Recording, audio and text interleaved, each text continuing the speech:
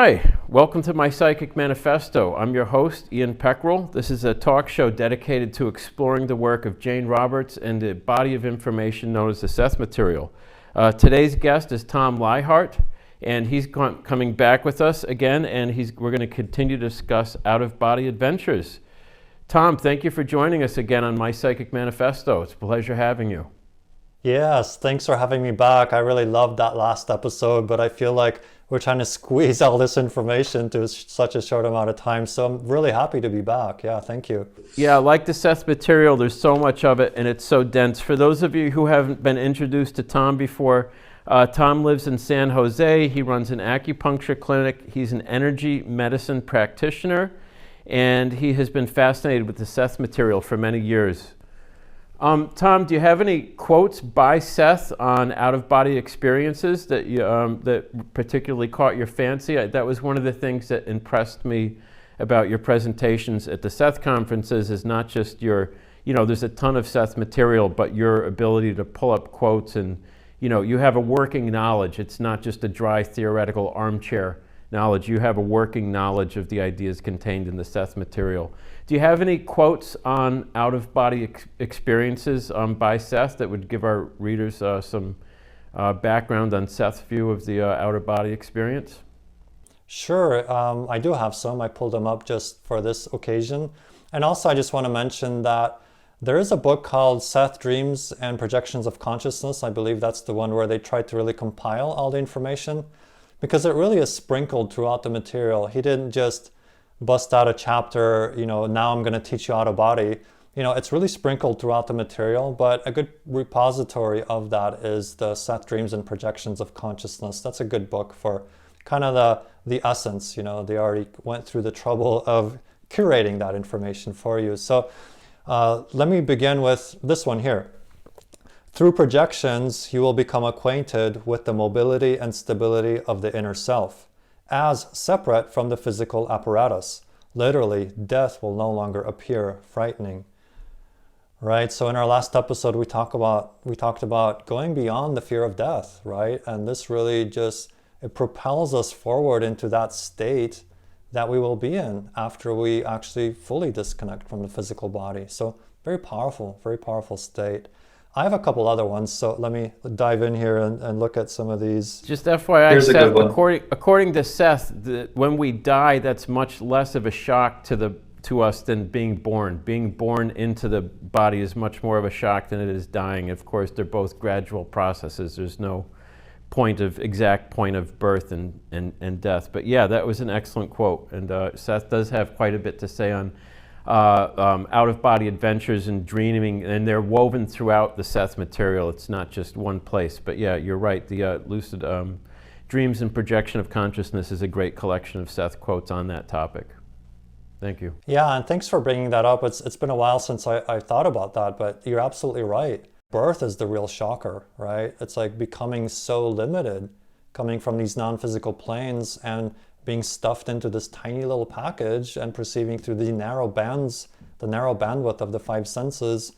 That's a shock. The disconnect is a shock, right? And death is more like, as another channeled entity used to say, it's like taking off a tight shoe.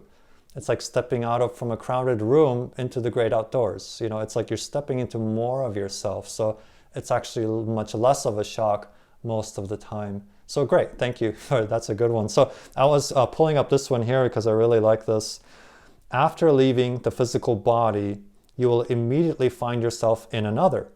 This is the same kind of form in which you travel in out-of-body projections. So he's talking about once you go through the portal of death, you find yourself in another vehicle of consciousness, right? So in our last episode, we talked about vehicles of consciousness. When you're in the out-of-body state, you realize you're in some vehicle of consciousness. Sometimes it looks like a body, sometimes it's a sphere of light or, whatever shape or form, and you're perceiving through that form and you're no longer attached or perceiving through the physical body. So yeah, so that's powerful to have these experiences that way. So I can keep rolling with Seth quotes if that's what you're interested in. Actually, there's one thing I wanted to ask you about, and I know this is a personal topic, but you've mentioned it online in some of your books. You had somebody that was a significant other, and this woman passed away, And after her death, you interacted with her in the out-of-body state. My father passed away this last December, and I have actually consciously interact with him since his passing. And I kind of threw myself into this and started using your, the material you have on your Modern Mystic Learning Center. Some of those courses are dedicated to, out-of-body experiences. And that was some of what inspired me to pursue out-of-body experiences or astral projection, is because there's no, the line between life and death is, it's kind of blurred. And I know, were you able to, I'll coax it out of you, have you been able to interact with people consciously that have passed away, that have transitioned? Absolutely. And that is just a blessing, a gift. And it's super incredible because you get closure. You have these contact experiences where it's just profound to know that that person still exists, they're accessible, and I've developed friendships with some of these, people who've crossed over. I'm not like what we sometimes say a medium, it's not my forte to talk to dead people, right? I do channel, higher dimensional consciousness, but in a different way. Nevertheless, it is a part of my experience in the background. And, that individual, she comes around from time to time and, just makes contact, it's like, hey, how you doing? And I can feel her, and it's in the physical state, we don't necessarily meet out of body anymore, but that's how this whole thing began, right? It's like we had contact and I could just see her in the rainbow body and the astral body, and it was beautiful. And it really did help to get that sense of closure and close the gap for death, like death was no longer the ultimate separation from your loved ones. So yeah, it's that the psychological healing that alone can bring is worth its weight in gold, right?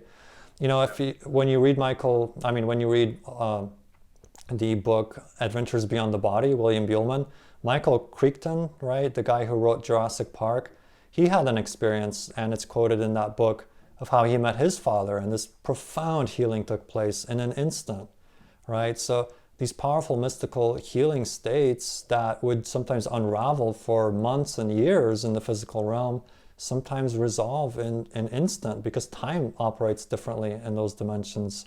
So yeah, it's that alone is worth its weight in gold. And there's all the other benefits that I mentioned in the other show, right? For why out of body. But that's powerful. That's very powerful. Do you have any other Seth quotes on OBEs you want to share? I know you had a couple favorites. I don't know if there's one of the two you read already, but yeah. Let me check my little notes here, my bucket of quotes. I know you just mentioned like clearing up misconceptions. I know that when I consciously communicate with my father, sometimes I've mentioned my first couple episodes that I'm clairaudient and I can hear, or I don't know if you call it hearing, I perceive things and voices, sometimes that of my father or other people. As I mentioned, my father's been deceased since December, and I get messages from him. And sometimes it's, really simple stuff. He literally tells me jokes. He had a great sense of humor, which is where I get my sense of humor from, but I'm still in contact with him. And that was one of the reasons I started really, it's encouraging to me. And it's the quality of the messages. I'm not hearing weird stuff. I'm hearing things like, don't keep working hard, but don't worry about the money, like just real practical stuff. And it's stuff that would come from him. It's almost like, dreaming and waking life have been kind of woven into each other. Blurred, soften the edges a little bit in a positive way. But go ahead, you had another quote? Yeah, so here, let's do this one here. All projections involve literally an extension of the identity and self. The usual limitations set upon the self by the ego vanish now. This gives some hint of the abilities that exist for the individual in future existences, right? So he's talking about how the out-of-body experience really prepares you for multidimensional existence. Not only does it infuse your physical life with multidimensional consciousness, but it gives you a hint and a flavor of what's waiting for you, as we go through the portal of death, what lies beyond there? What are the abilities, the true abilities of consciousness beyond the limitations of form, right? So it's very exciting, very, very exciting. And I can keep digging out quotes if you like. I've got a good bucket of them here. Well, how about, you mentioned some of the stumbling blocks.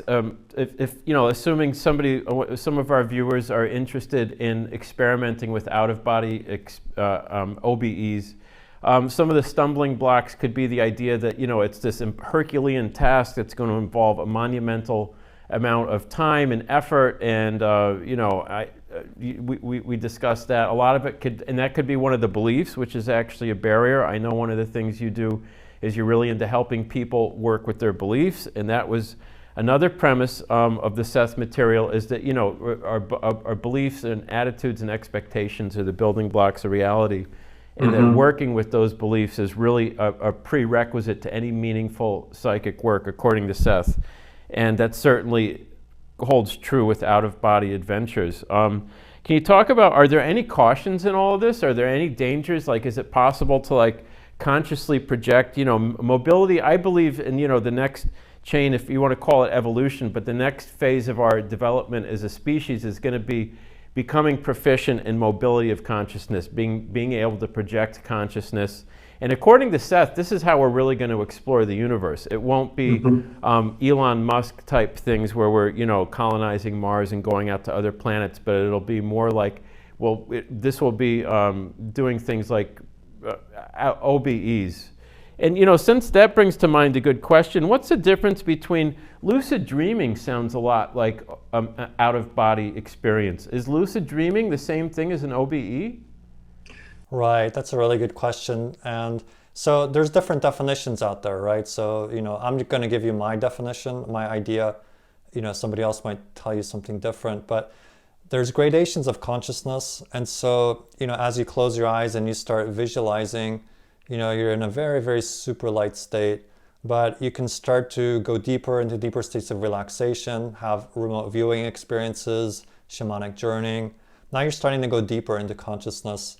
You can become lucid in that, where you start feeling like you're in a reality that's not the physical one, and you have lucidity within that. You can move around, you can decide to take action in certain ways, respond to the environment in certain ways, even realize that you're creating the environment through which you travel. So that's lucid dreaming. You can enter there sometimes through a deep mystical meditation state. Most of the time it's going to be in the middle of the night. But the idea is from there, the OBE is really an upgrade to the lucid dream. So you're lucid, you're perceiving a non-physical reality, but you go to that extra step where you realize you're not in the physical body anymore. You have this conscious awareness. I am here, I am present, I am perceiving, I have senses, I have awareness, I'm perceiving an environment, and oftentimes you'll look down at your body or you look down at your hands and you make this realization, I'm not in the physical vehicle of consciousness, I'm in another vehicle of consciousness. So it's like you get through this full realization, it's very visceral, that you're out of the body, you're not in the physical body. So that's the kind of the crowning jewel, I'm going to say. So from lucid dreaming, you can easily convert it to an out of body. Usually the task is to become lucid in the first place so that you can then easily upgrade from there. And usually that's just like you look at your hands, you look down at your body, feel your body and realize, hey, this is not the physical one anymore. We're somewhere else here. It's a different game here. So Carlos Castaneda recommended looking at your hands in a dream. That was one of his tips. Looking at your hands and you'll realize you're awake. And I'm sorry, I didn't mean to interrupt your flow, but that was a good. That was my next question. Is once you become lucid in a dream, it's pretty easy to become fully aware. That was my question. What does it mean, lucid? Lucid means conscious. Is that correct?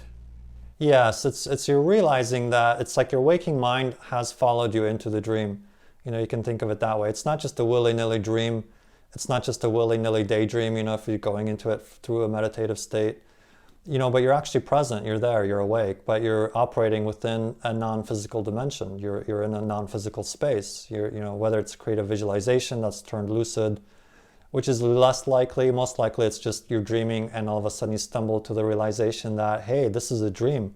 I'm aware that I'm dreaming. Oh, now I have some degree of conscious control over how I'm engaging in this environment. So it's that idea of waking consciousness. Yeah, one of the things that Seth recommends that's very helpful in these areas for out-of-body experiences or for lucid dream is Seth recommends keeping a dream journal, which is something I know Jane and her husband Robert Butts. Jane would go into trance, and her husband Robert Butts would transcribe what she was saying in trance, and which is how the Seth material came about. And yeah, did you ever keep a dream journal, Tom? Oh, absolutely, for years and years and years. And that is, yeah, that's a fundamental, from the Seth material, and many others have recommended that as well. But yeah, writing the dreams down makes a conscious link between your waking mind and that dreaming self. That seems very mysterious. And you start making a note, you start anchoring dream consciousness into your physical waking life every time you write down a dream. You're putting it down to paper, you're physicalizing it literally, even electronically, electronic journal, you're still crystallizing it into a physical written word. You're making it tangible. The word becomes flesh, right? It's that whole saying, you're really making it tangible, right? So writing it down, very, very important. I still do that. I don't write down every single dream. I've went through periods where I'd get 7, 8, 9 dreams a night. And it does stimulate lucidity, but it also, it can be a chore, because I would be waking up at 3 in the morning writing them down, 4 in the morning writing it down, right? Yeah. If you really want to catch it, right? Because if you think you're going to remember it in the morning, I've got news for you, you might, but you might not, right? You'll be like, oh, what was that dream I wanted to remember? I keep my phone, and I'll use the notebook on my phone, like Samsung Notebook, or I will literally keep a small notepad right on the side of my bed. And before I try to not even roll over, I try not to shift, because like you said, sometimes I'll be so tired that I don't even, if it's 3 or 4 o'clock in the morning, if I just start getting a few sentences down, the rest of it will start pouring out. And when I first started journaling my dreams in the morning, like I would get maybe 1 or 2 or 3 sentences, and it was kind of discouraging because I was on some of the Seth Facebook groups dedicated to dream journaling, and sometimes people will post a dream on Seth Dream Community is one of the Facebook groups dedicated to Sethies who are into dream journaling, and people will kick ideas back and forth, and I really like Seth. So anyway, so I like what you said about I do it right away. I either use my phone, and I will use the speech-to-text app, but usually what I like to do is keep a notepad and a flashlight and a pen right by my bed, and while I'm in bed, I'll start writing and writing and writing, and I've noticed that when I do that on a regular basis, the more and more information I get. Yes. And that's another topic Seth is flooded throughout the Seth material, is dreams and how dreams work, and yeah, but do you still journal? Do you still do dream journaling? Oh yeah. I've gone through phases, right, where I am really getting every single nugget. Now I'm more like if a dream really strikes me, I'll write it down. I'm a little more relaxed about it now. So if I have an out of body, I'll definitely note that. If I have a precursor to an out of body, definitely will note that. If I have an interesting interaction with another individual, that I interact with on a physical level, I'll write that down, because to me, the contact dreams we have with others are fascinating, right? So whatever speaks to me. But yeah, I don't get everything. I get, small percentage at this point. But I go through phases where I'll get more into the dream work, and then phases where I'm just more like, it's a little more in the background. And there's all kinds of information contained in the Seth material. I know in Unknown Reality, there are also, if you go to Seth Learning Center or Seth Learning Institute, which will give the links to some of those websites, Richard Wagner is involved with New Awareness Network, and they actually have an upcoming online 6-week work course on dream interpretation and lucid dreaming. So according to Seth, dreams can be incubated. There are all kinds of exercises you could do once you learn about lucid dreaming, and lucid dreaming can be a platform for achieving. You're pretty close to, am I right, Tom? If once you achieve lucid dreaming, you're pretty close to having a conscious out-of-body experience? Yeah, I mean, that upgrade is very easy. Actually, once you're lucid, it's easy. Just look down at your hands and realize, make that full realization, this is not my physical body. I am out of the body. And then boom, you're out. That's easy. It's the getting to the lucidity part that's a little nebulous, because you're kind of floating through these states of mind in the dream state. Most often we're very unconscious in dreaming. So it's like training yourself to really awaken within that dream. That's the challenge, right? Once you're lucid, it's like, oh, boom, look down at your hands. It's not your physical body. You're done, you're upgraded, right? That's the easy part. Have you ever tried like using suggestions if you want to achieve lucid dreaming or out-of-body experiences? Have you ever tried like, sort of, according to, Seth and Jane Roberts, we're always hypnotizing ourselves, right? Like when you're programming a computer, it's the idea, garbage in, garbage out. So if I'm constantly telling myself, lucid dreaming is only for mystics, out-of-body projection is something, it might not be safe, it's for other people, I don't have the time to do it, right? If I'm constantly feeding myself that's what I'm going to believe. So have you ever worked, I know you talk about working with your beliefs and using suggestions. Have you ever tried like giving yourself a suggestion right before you go to sleep that's been helpful? And oh yeah. Go ahead. Like incubating a dream, definitely. Yeah. If I want answers, if I want dreams in a specific vein of consciousness, I'll ask for that. And you work with it with no insistence on the outcome, of course, but just in a relaxed way as you drift off to sleep. William Buellman talks about just saying something as simple as, now I'm out of body, now I'm out of body, as you fall asleep. Another one I like to use and play with is this idea that throughout the day, ask yourself, wait a minute, is this a dream?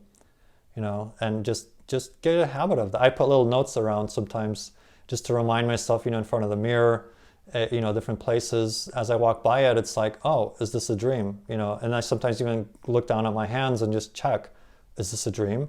Right? And that can be a triggering mechanism, because then in your sleeping, you're going to be likely to ask that question too. It's going to carry into your dreaming, and you're going to ask, is this a dream? That inquisitiveness kind of spills in there, and you're like, yeah, this is a dream. You start becoming more lucid. So that's another way too.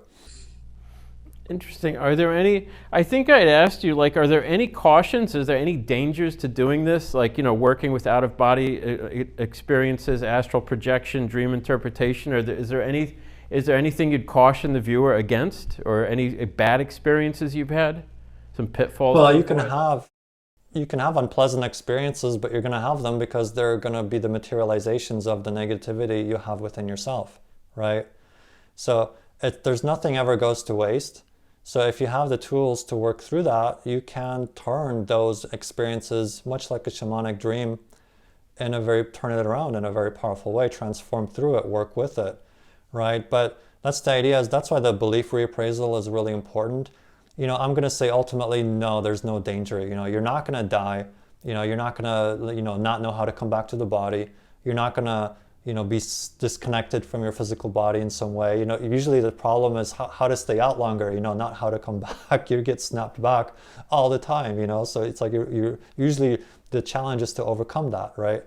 And so it's like, it's what you encounter, right? You're going to encounter more of yourself, but if you've got a lot of negative fear-based beliefs inside yourself, guess what you're going to encounter, So you got to work through that and own the sovereignty of your own consciousness.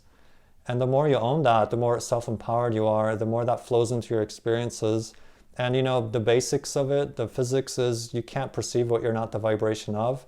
Likewise, you are likely to perceive what you are the vibration of, right? Reflective reality. You create your own reality, right? You project your frequency out and then you interact with it. So that, that's what's important, the core belief work. And also if you do have quote unquote unpleasant experiences, beginning to unpack that, Nature of Personal Reality, great book for working through beliefs. Seth Speaks kind of sets you up for that, with some basic knowledge. And when I say basic, that, there's a lot in there. And then Nature of Personal Reality, that just starts to dive in. He sets the stage, and then the core belief work, that's the foundation. And yeah, you take yourself everywhere you go. So don't, yeah, do that work. It's important. What does doing core belief work look like? Is that like doing writing? Are you talking to a therapist? Are you like doing incubating dreams? Like what does that look like? Well, all of the above. Obviously, therapists can be very skilled in leading and guiding you to understand how you're framing your reality, what you believe to be true underneath, all these experiences you're having. What I like is, this idea that, no emotion exists in a vacuum. every emotion that we have is because we believe something to be true and we've defined our reality in a certain way, right? So that's core belief work, is actually and Seth describes a lot of techniques in Nature of Personal Reality that you can trace the emotion back to the belief. And so if you feel sad, if you feel angry, if you feel upset, if you feel, defeated, worthless, all of that is because you've bought into some belief about yourself that's obviously not true. And that's why you're resonating in that negative frequency state. But you got to get in there, you got to roll your sleeves up and get in and start investigating the contents of your conscious mind, right?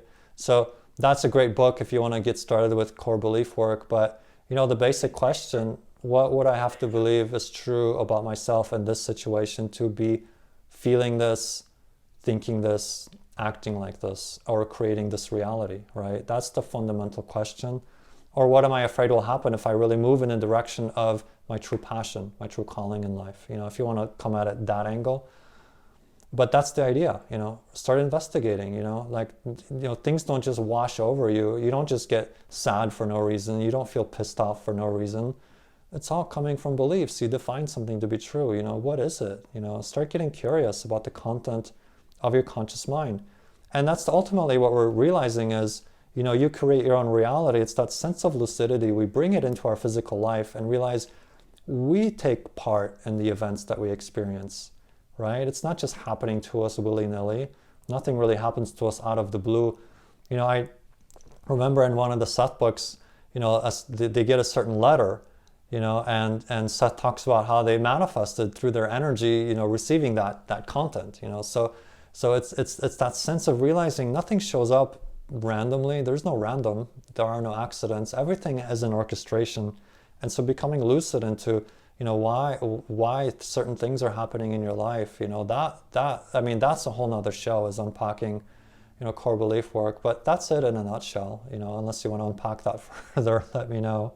I would love to have you back on an episode. We've discussed the whole idea of, Tom, the Seth material, the nature of personal reality, which was really Seth's or Jane's second book, was a lot about, discovering what are the contents of your conscious mind, and that our beliefs literally do create our reality.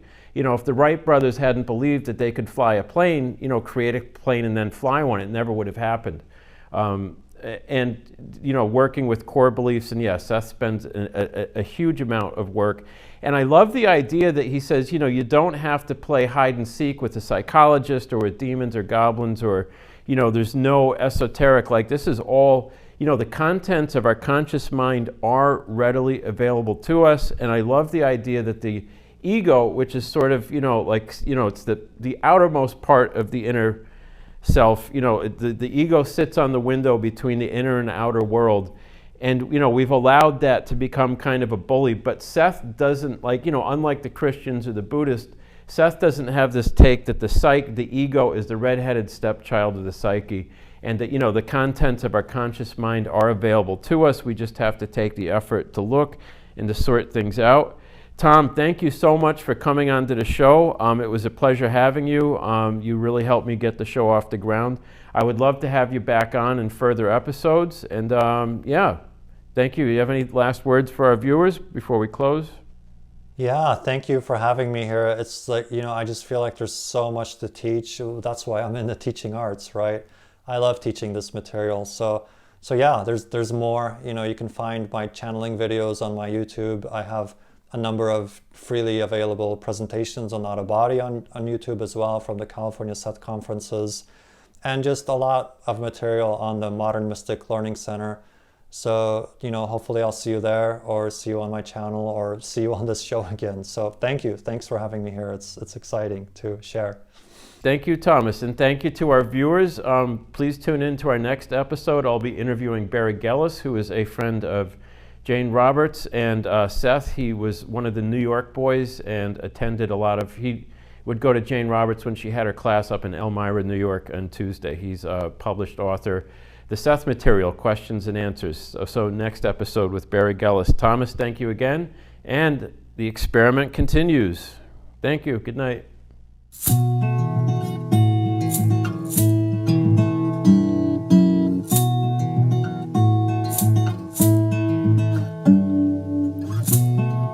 whisper in the darkness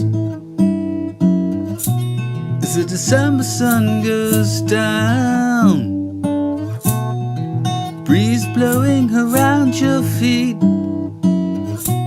as you stumble from the ground. The secrets in the moving dust, know why your heart still beats. The stairs leading from the house onto the sacred street.